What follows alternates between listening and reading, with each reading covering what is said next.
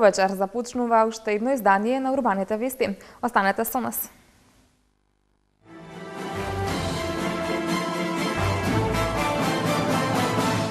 Отворен Робомак 2014. Промовиран прирачник за новинарство, заснувано на податоци. Екипи на град Скопје го чистеа клинички центар. Македонско-австријски бизнис форум во Стопанската комора на Македонија. Живот во тесни чевли. Нова премиера во Драмски театар.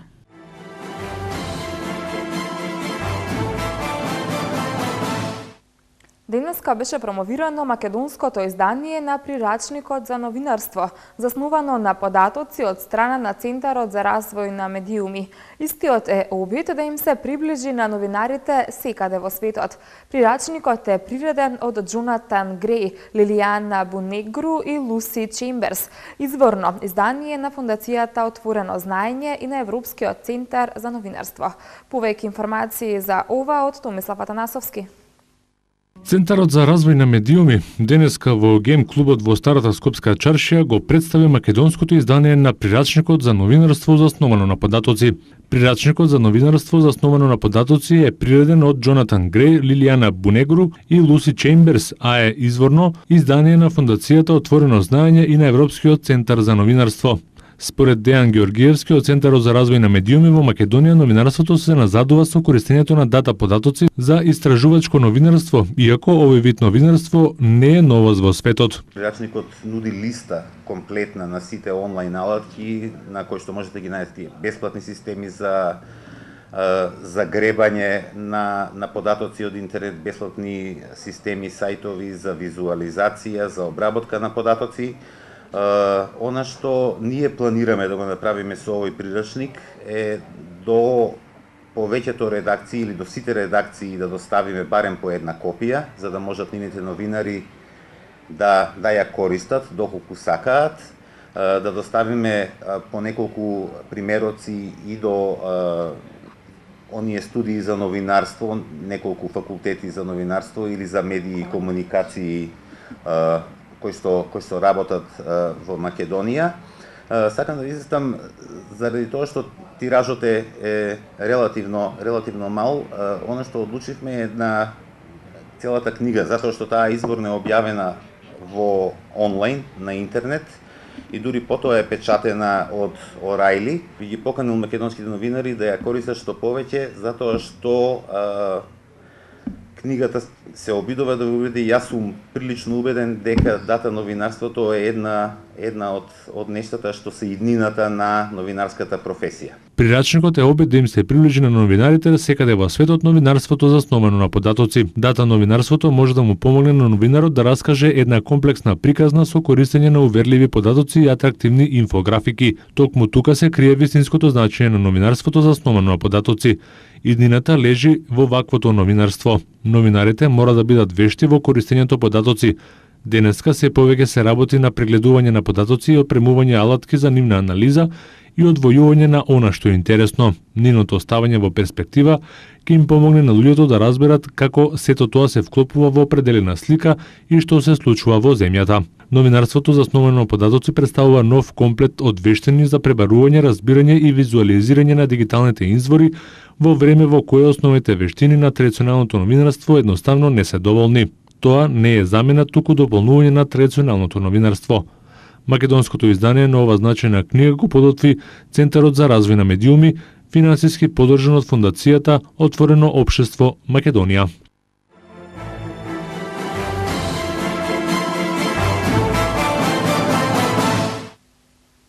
Денеска започна петиот едноделен интернационален настан посветен на развој на програмирањето и роботиката Робомак.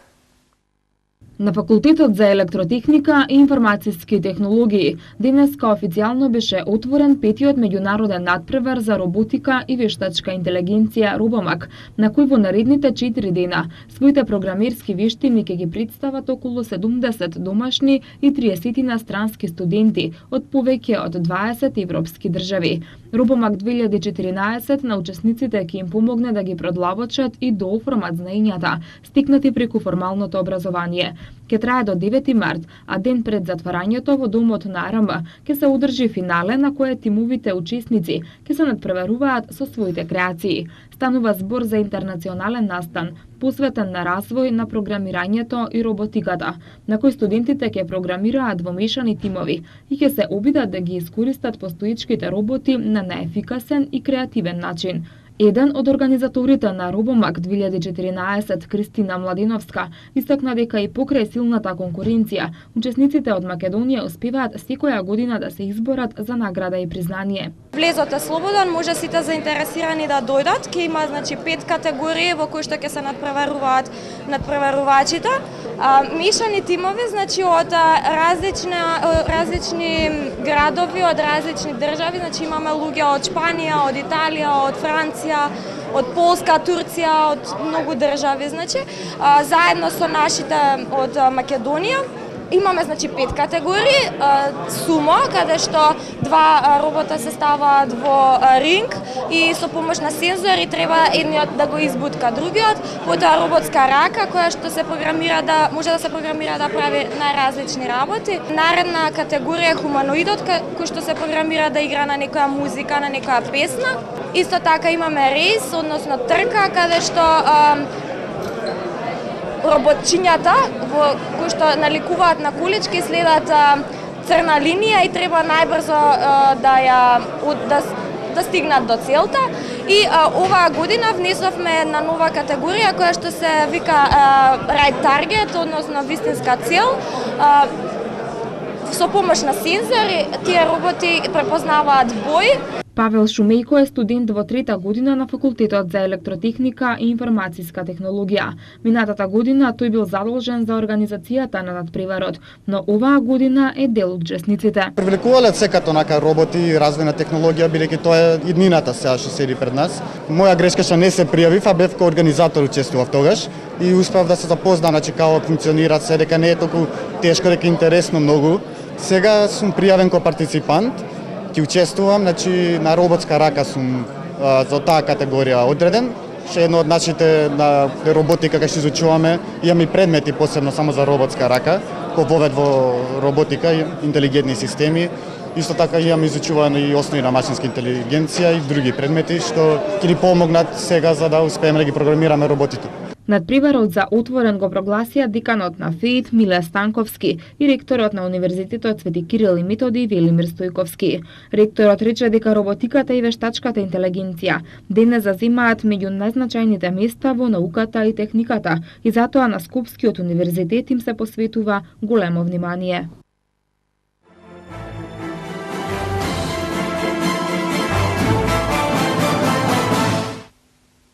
Стопанската комора на Македонија во соработка со Стопанската комора на Австрија организира Македонско-австријски бизнис форум со цел поттикнување на соработката меѓу австриските и македонските компании. Соработката со македонските фирми ќе се насочи кон третманот и пречистувањето на отпадни комунални и индустријски води, подготвување на вода за пиење, управување со отпад, безбеден пренос на податоци за индустријски апликации и индустријска автоматизација.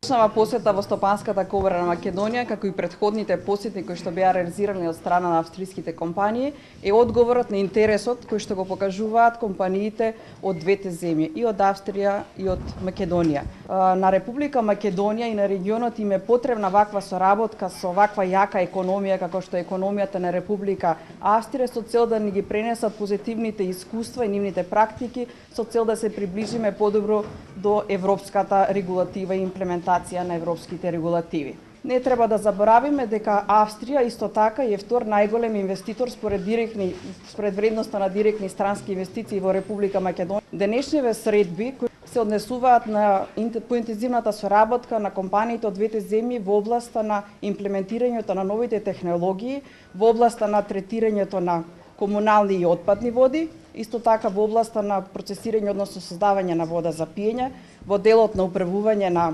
комунален отпад, исто така и во обезбедување на безбеден пренос за апликации во делот на индустријската автоматизација.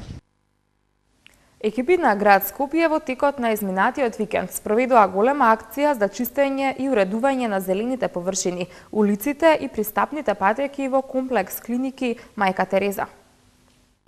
Во текот на акцијата, работниците извршија кроење на крошните на дрвјата, отстранувајќи ги старите, заболени и сушени гранки, кои што ги наградуваат дрвјата, а представуваат и потенцијална опасност за минувачите, а и секоја неколку сушени стари дрва. Работниците ги метеа и миеа улиците, местата каде што се поставени клупите за седење за одмор на пациентите и посетителите, ги чистеа зелените површини од паднатите лисја, сувата трева и паднатите гранки, а потоа извршија и косење на тревата, информираат од град Скопје. На терен работеа екипи на јавното предпријатие Паркови и зеленило и комунална хигиена, со над 50 вработени, а беа вклучени и повеќе специјални возила на јавните предпријатија, како што се возило со платформа за сечење и кастрење на дрвја, цистерна возило за миење на улиците, неколку возила за собирање гранки, суви лисја и трева, како и неколку мали возила пијаџа за собирање комунален отпад.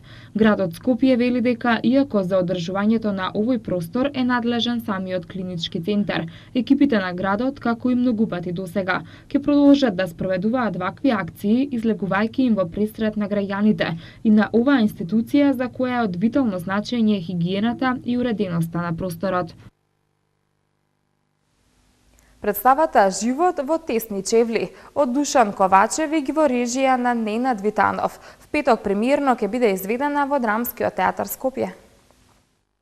Оваа представа говори за еден сегмент од нашето живење, за група стечајни работници кои во транзицијата ги изгубиле работните места, но не се откажуваат и се обидуваат по секоја цена да се изборат за сопствените права. Во представата се бара една морална димензија на целата тема. Можеби некаде има правда. Не гледаме скептично на животот, рече режисерот Витанов. Актерската екипа на "Живот во тесни чевли" ја сочинуваат Драган Спасов Дац, Марија Кондовска, Јокица Лукаревски, Ванчо Петрушевски, Душица Стојановска, Билјана Драгичевиќ Пројковска, Зоран Љутков, а покрај веќе докажаните актерски имиња, во представата се појавуваат и 7 дебитанти. За оваа представа се најавуваат многу изведби, а месецов ќе биде изведена на 6, 7, 11, 15, 21 и 29 март. Директорот на Драмски театар Роберт Велјановски потенцираше дека денеска прославуваат 49 годишен јубилеј. На денешен ден пред 49 години на сцената на Драмскиот младински детски театар е отворен овој објект со представата Богомилска балада во режија на Тодорка Зафирова Кондовска, а работена според романот Она што беше небо на Владо Малевски, рече Велјановски на самиот крај.